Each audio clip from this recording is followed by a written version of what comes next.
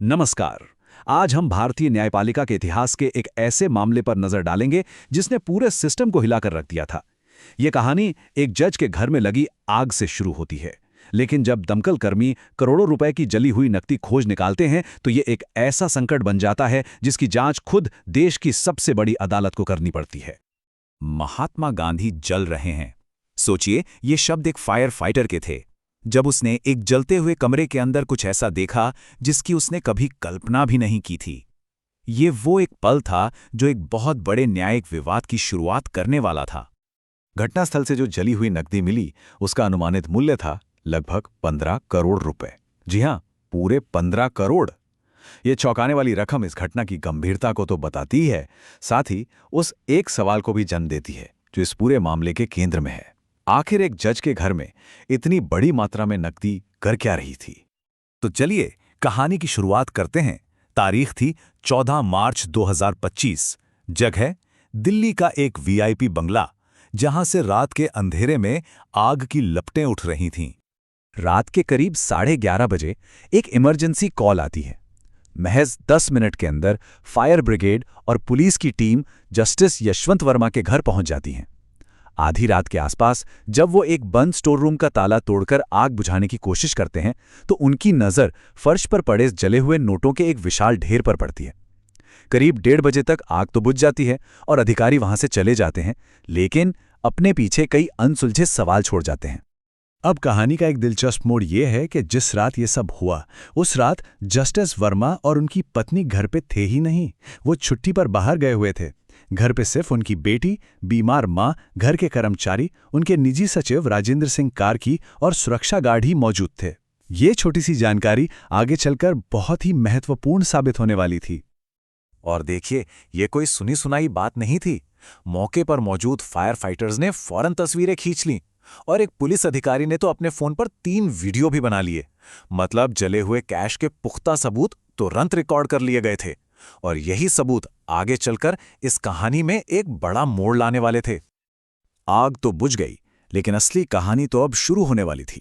यहीं से शुरू होता है इनकार और एक दूसरे से बिल्कुल अलग बयानों का एक ऐसा जाल जिसमें सच कहीं खोता हुआ नजर आ रहा था। यहां पर देखिए एक सीधा टकराव। एक तरफ थे स्वतंत्र अधिकारी, पुलिस और फायर डिपार्टमेंट के लोग जो कह रहे थे कि उन्होंने अपनी आंखों से 1.5 फीट ऊंचे जले हुए नोटों के ढेर देखे, और दूसरी तरफ थे जज साहब के कर्मचारी जो तुरंत इस बात से इनकार कर रहे थे और कह रहे थे कि कमरे में तो सिर्फ घर का पुराना सामान था, कोई कैश नहीं था।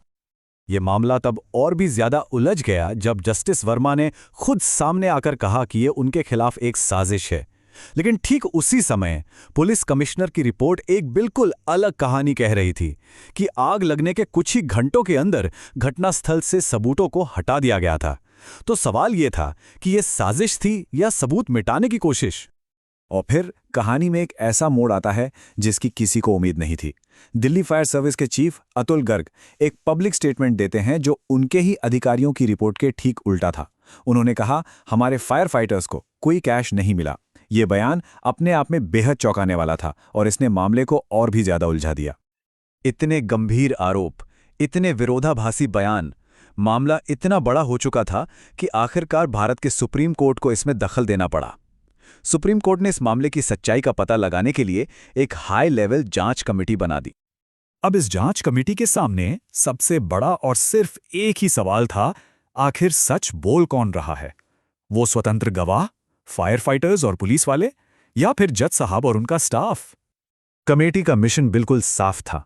उन्हें 3 बुनियादी सवालों के जवाब ढूंढने थे। पहला, क्या उस स्टोर रूम में सच में कैश था? दूसरा, अगर था तो वो आया कहां से? और तीसरा, सबसे जरूरी, आग लगने के बाद उन जले हुए नोटों को वहां से हटाया किसने? इस जांच में जस्टिस वर्मा के निजी सचिव राजेंद्र कार्की एक अहम किरदार बनकर उभरे, लेकिन सबूत उनके बयानों से बिल्कुल मेल नहीं खा रहे थे। सीआरपीएफ गार्ड्स का कहना था कि उन्होंने कार्की को सफाई का काम देखते हुए पाया, पर कार्की ने तो वहां होने से ही इनकार कर दिया। एक वीडियो में उनकी आवाज साफ साफ सुनाई दे रही थी, पर उन्होंने कहा कि वो तो बहुत दूर खड़े थे। कॉल रिकॉर्ड से पता चला कि जज से उनकी लंबी बात हुई थी, जबकि उन्होंने दावा किया था कि उनका संपर्क ही नहीं हो पाया। एक एक करके सामने आए इन सबूतों ने उनकी भूमिका पर गंभीर सवाल खड़े कर दिए। इन सभी विरोधाभासों को देखते हुए कमेटी ने एक बड़ा और निर्णायक फैसला लिया। उन्होंने तय किया कि जज के स्टाफ के बयानों पर भरोसा नहीं किया जा सकता, क्योंकि वो सालों से उनके लिए काम कर रहे थे और उनकी वफादारी जज के प्रति थी। इसलिए कमेटी ने अपना फैसला दिल्ली पुलिस और फायर सर्विस के अधिकारियों जैसे स्वतंत्र गवाहों की गवाही पर आधारित करने का निश्चय किया। और अब हम जांच के उस मोड़ पर आते हैं जहां कमेटी ने अपनी फाइनल रिपोर्ट पेश की, और इस रिपोर्ट के जो निष्कर्ष थे वो सीधे तौर पर जस्टिस वर्मा के लिए बहुत गंभीर परिणाम लेकर आए।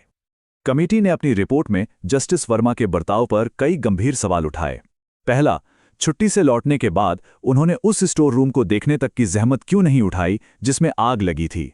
दूसरा, आग वाली रात की सबसे अहम सीसीटीवी फुटेज आखिर वो रहस्यमयी तरीके से गायब कैसे हो गई।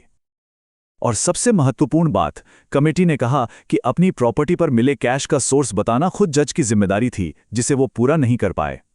इन सभी बातों को ध्यान में रखते हुए कमेटी ने एक ऐसी सिफारिश की जो पहले कभी नहीं सुनी गई थी।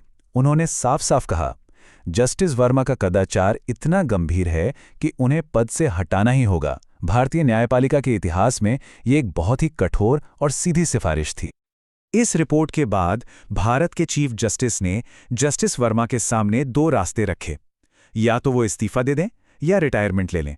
लेकिन जस्टिस वर्मा ने दोनों ही मानने से इनकार कर दिया, और यहीं से एक अभूतपूर्व संवैधानिक संकट खड़ा हो गया। इस इनकार के साथ ही कहानी अपने अंतिम चरण में पहुंचती है, जो एक बहुत बड़ी न्यायिक और राजनीतिक चुनौती है। सवाल यह है कि अगर कोई जज अपना पद छोड़ने से ही मना कर दे तो उसे हटाने का रास्ता क्या है। देखिए, किसी हाईकोर्ट के जज को हटाना कोई आसान काम नहीं है। इसके लिए महाभियोग यानी इम्पीचमेंट की एक बहुत ही जटिल प्रक्रिया होती है। पहले संसद में एक प्रस्ताव लाना पड़ता है, फिर एक जांच कमेटी बनती है, और फिर उस प्रस्ताव को संसद के दोनों सदनों में 2/3 के भारी बहुमत से पास कराना होता है। ये एक बहुत ही ऊंची बाधा है जिसे पार करना लगभग नामुमकिन सा होता है। तो फिलहाल एक बीच का रास्ता निकाला गया है। जस्टिस वर्मा का ट्रांसफर एक दूसरे कोर्ट में कर दिया गया है, लेकिन उन्हें कोई भी न्यायिक काम नहीं दिया गया है। मतलब वो कागज पर तो जज हैं, लेकिन जब तक इस मामले का कोई अंतिम फैसला नहीं आ जाता वो कोई भी केस नहीं सुन सकते। और ये पूरी कहानी हमें एक बहुत बड़े कानूनी और नैतिक सवाल पे लाकर छोड़ देती है। सबूत का बोझ आखिर है किस पर? क्या ये जज की जिम्मेदारी है कि वो बताएं कि उनके घर में इतना सारा कैश कहां से आया, या फिर ये जांच एजेंसियों का काम है कि वो ये साबित करें कि ये पैसा गलत तरीके से कमाया गया था? ये एक ऐसा सवाल है जिसका जवाब ना सिर्फ इस मामले का भविष्य तय करेगा, बल्कि हमारी पूरी न्यायपालिका की जवाबदेही पर भी एक बहुत गहरा असर डालेगा।